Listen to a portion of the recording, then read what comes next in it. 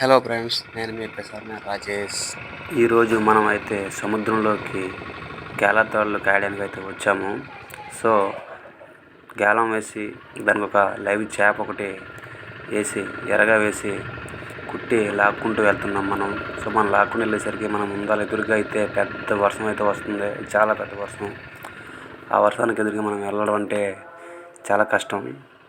So మనం ఇలాంటి పరిస్థితుల్లో ఏం చేయాలంటే రిటర్న్ వెళ్ళిపోవాలని చెప్పేసి అనుకుంటున్నాం. ఎందుకంటే ఎదురుగా పెద్ద మమ్మ అయితే ఉంది.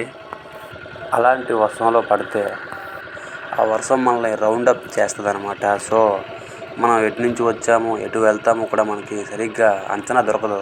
సో అంత రౌండప్ చేస్తుంది వర్షం మనల్ని. చుట్టూ ఒకేలా కనిపించడం వల్ల మనం కూడా కన్ఫ్యూజ్ అయిపోతుంటాం. కొత్తగా వేటకు వచ్చిన వాళ్ళైతే సముద్రంలోకి కొత్తగా వేటకు వచ్చిన వాళ్ళైతే ఇంకా చెప్పాల్సిన అవసరం లేదు, వాళ్ళకి కన్ఫామ్గా కన్ఫ్యూజ్ అయిపోతారు. మనం కాస్త వస్తే ఎక్స్పీరియన్స్ ఉంది కాబట్టి సో మనం పర్ఫెక్ట్గానే వస్తాం. ఎందుకని చెప్పేసి రిస్క్ అంతా అని చెప్పేసి రిటర్న్ వెళ్ళిపోదాం అని చెప్పేసి ముందుగానే డిసైడ్ అయిపోయినాం. సో రిటర్న్ వెళ్ళిపోదాం అని చెప్పేసి అనుకుని లోపే పెద్ద గాలి అయితే ఎదురుగా వచ్చింది. సో ఈ గాలి ఇంకా మరింత దారుణంగా ఉంటుంది వేట చేయడం. సో ఈ గాలి వర్షం తట్టుకొని వేట చేయాలంటే చాలా కష్టం. సో అందుకని చెప్పేసి మనం రిటర్న్ అయితే వెళ్ళిపోవడం జరుగుతుంది. సో రిటర్న్ వెళ్తుండగానే వర్షానికి అయితే దొరికేసాం. సో రౌండ్ అప్ చేసేసింది, కన్ఫ్యూజ్ చేసింది. చుట్టుపక్కల ఒకేలా ఉండడం వల్ల కన్ఫ్యూజ్ కూడా అయిపోతాం కొత్తలో అయితే. సో మనం కొడితే తెలిసి కనుక స్ట్రైట్గా వెళ్తున్నాం. కొత్తలో అయితే మాత్రం కన్ఫామ్గా కన్ఫ్యూజ్ అయిపోతారు ఈ వర్షానికి. మీరు చూస్తున్నారు కదా ఫ్రెండ్స్, చుట్టుపక్కల అయితే ఒకేలా కనిపిస్తుంది.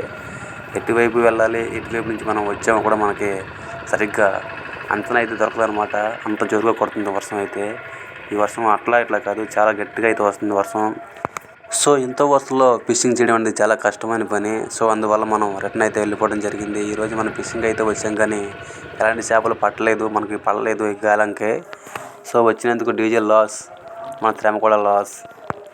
Thank you for watching.